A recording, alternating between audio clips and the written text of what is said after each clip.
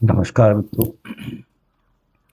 एक विशेष प्रश्न मेरे पास मेरे व्हाट्सएप पे आया था कि आप ये बताएं कि जो हम जल चढ़ा रहे हैं शिव जी को या सूर्य भगवान को अर्घ्य दे रहे हैं, उसमें हम क्या गलतियां कर रहे हैं।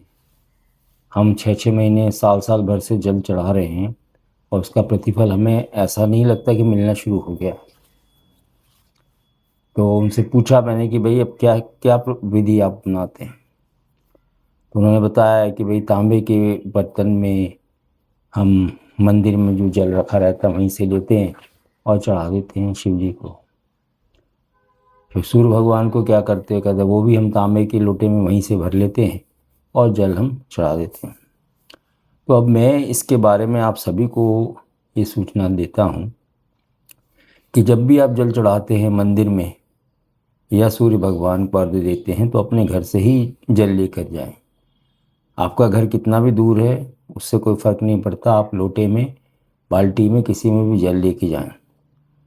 तो शिव जी को जल चढ़ाने का जहाँ तक संबंध है, शिव जी को प्योर जल आप चढ़ा दें, किसी भी बर्तन में चढ़ा दें।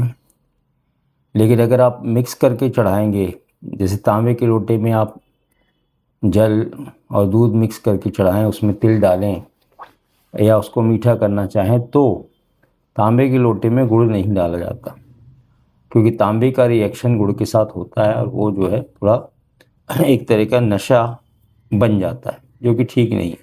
इसलिए शिव जी के चढ़ाने के लिए मैं लोगों से यही आग्रह करूँगा कि या तो स्टील का लोटा ले लें और बेस्ट होगा कांसे का लोटा अगर आपके पास है तो उसमें जल चढ़ाएं शिव जी को। उसमें दूध मिला लें, पानी मिला लें, तिल डाल लें, गुड़ डाल लें, केसर डाल लें। अगर आपके पास तांबे का ही लोटा है तो फिर आप चीनी मिलाएं, शक्कर मिलाएं उसमें और पानी को मीठा करें, क्योंकि आपको पता है कोई भी भगवान को हम जो भी समर्पित करते हैं वो चीज़ मीठी होती है हमेशा। हम नमकीन या खट्टी इस तरह की चीज़ें कभी भी किसी भी भगवान को अर्पित नहीं करते। तो इसको समझ लीजिए कि जब शिव जी को आप जल चढ़ाते हैं तो या तो प्योर जल चढ़ाएं, अगर आप उसमें मीठा करना चाहते हैं, तिल उसमें डालना चाहते हैं, काली सफ़ेद या कुछ और मिलाना चाहते हैं, तो चांदी का या स्टील का बर्तन लें, जिससे कि पूरी विधि अच्छे से हो। और जहाँ तक सूर्य भगवान के अर्घ्य का सवाल है, तो सूर्य को भी अर्घ्य देने का कायदा भी यही है कि आप अपने घर से जल लेके जाओ। मैंने देखा है कि मंदिर में कोई एक बाल्टी में जल डाल के जा रही महिला या पुरुष और लोग उसको इस्तेमाल कर रहे हैं। लोटे भी वहीं के हैं, मंदिर के लोटे भी किसी उपाय के तहत वहाँ पे लोग रखते हैं, जैसे कि जिसको मंगल बद है वो लोटा वहाँ दान देता है। मैंने भी किया है, लोटा हमने दान दिया, मंदिर में रख दीजिए आप, आपके बेटे के नाम, पत्नी के नाम, बेटी के नाम आप लोटा दान दीजिए। इतवार को आप खरीद लाइए और मंगलवार को आप दान दीजिए नया लोटा तांबे का, वहाँ रख दीजिए। लोग उसको इस्तेमाल करने लगेंगे तो एक तरह से आपके लोटे से लोग जो है जल चढ़ाने लगेंगे शिव जी के ऊपर। तो ये जो है उसके पीछे का रहस्य, जो मंदिर में आप देखते हो कि 4, 5, 8, 10 लोटे पड़े रहते हैं, लोग इस्तेमाल करते हैं, तो ये उसके पीछे का रहस्य है। आप भी इसको कर सकते हैं। जहाँ तक सूर्य भगवान को अर्घ्य देने का सवाल है, सूर्य भगवान को भी जल अपने घर से ला के दें, उस जल को भी मीठा करें, क्योंकि सूर्य भी भगवान है और प्रकृत रूप में भगवान है, हमारे सामने प्रकट भगवान दिखते हैं। तो आपको सूर्य को जो जल चढ़ाना है उसमें आप चाहे तो, अगर आपके पास स्टील का लोटा ले रहे हैं या चांदी का बर्तन ले रहे हैं, लोटा ले रहे हैं, ग्लास ले रहे हैं, तो उसमें आप गुड़ मिला सकते हैं। और नहीं, अगर आप तांबे का लोटा ले रहे हैं तो उसमें आप चीनी मिलाएं, जल मिलाएं, काले तिल मिलाना है तो मिलाएं। और जो आपको कोई उपाय के तौर पे बता रहा है कि काली मिर्ची मिलाएं, या आप उसमें कुमकुम डालें, लाल फूल डाल सकते हैं आप उसके अंदर, आप कपूर का चूरा भी डाल सकते हैं अगर राहु से संबंधित उसके अंदर कोई उपाय करना है। तो इस तरह से मिक्स करके आप जो है सूर्य भगवान को जल का अर्घ्य दें। तो ये तो होगी महिमा। अब इसी शिव जी के संबंधित लोगों के और मेरे पास प्रश्न थे कि नौकरी के लिए हमारे को तकलीफ़ है, हमारा पैसा नहीं टिकता है, तो शिव जी के 2-3 उनके लिए खास द्रव्य उनको चढ़ाए जाते हैं शिवलिंग पे सोमवार के सोमवार। लेकिन उसका जो ड्यूरेशन है वो कम से कम 21 दिन आपको करना है। या तो आप 21 दिन रोज़ाना फ्रेश गन्ने का जूस चढ़ाएं शिवलिंग के ऊपर,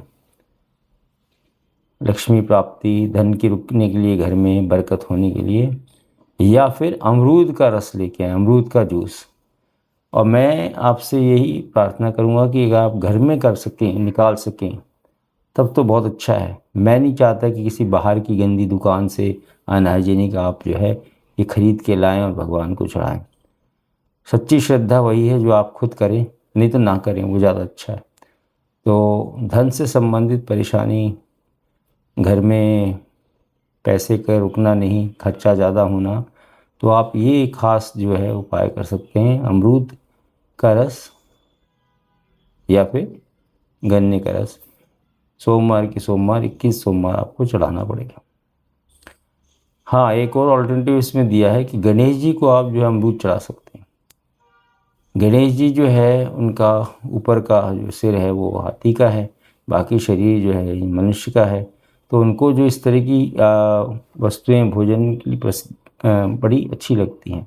उसमें इलायची भी है जिसमें कई दाने होते हैं, बीज होते हैं, अमरूद जिसमें कई बीज होते हैं। तो इस तरह के फल जो है गणेश जी को चढ़ा देते हैं। इलायची भी एक फल है जिसको आप चढ़ाते हैं। तो जो शिव जी को अमरूद का जूस या अमरूद का रस नहीं चढ़ा सकते, वो साबुत फल गणेश जी को चढ़ा दीजिए सोमवार के सोमवार। तो ये आपकी मनोकामना पूरी करेंगे और आपके आर्थिक संकट दूर करेंगे, आपके पैसे की बचत होगी, आपके घर में जो है माता लक्ष्मी का आशीर्वाद रहेगा। तो ये कुछ सवाल मेरे पास आए थे व्हाट्सएप पे, जिसके मैंने जवाब दे दिए हैं। जिन सज्जन ने मुझे लिखा था उनको मिल गए होंगे। अभी कुछ और प्रश्न मेरे पास आए हैं पुरुषोत्तम मास मलमास के लिए कि क्या उसमें हमको करना चाहिए। तो आपको मैं बता दूं कि मैं विस्तृत रूप से हर एक 2-3 दिन में उसके प्रति एक छोटा वीडियो बनाऊंगा, जिसमें 10-15 उपाय इस तरह से करेंगे या 10-15 हम विधियाँ चुनेंगे जिसको मैं आपको बताऊंगा। उसमें से आप फिर कोई कुछ चुन के अपने हिसाब से कर सकते हैं जो आपके लिए श्रेष्ठ हो, जिसमें आपको जो है कोई ज़्यादा परेशानी ना करनी पड़े, कोई ज़्यादा इंतजाम या तैयारी ना करनी पड़े। आप मेरा यूट्यूब चैनल देख रहे हैं उसके लिए धन्यवाद। अपने मित्रों को भी साझा करिए, उनको अगर फ़ायदा उठाना है वो इसका उठा सकते हैं। और मुझे अपने सुझाव भेजें कि और आपको किस तरह के उपाय चाहिए, क्या आपकी परेशानी है जिसके लिए आप उपाय ढूंढ रहे हैं, तो मैं उसको दे सकता हूँ। बाकी मेरी तरफ से आपको यही प्रार्थना रिक्वेस्ट है कि चैनल सब्सक्राइब करना है तो कर लीजिए, अपने मित्रों को बढ़ाइए, प्रचार प्रसार करिए और देखते रहिए मेरे यूट्यूब चैनल। नमस्कार, राधे राधे।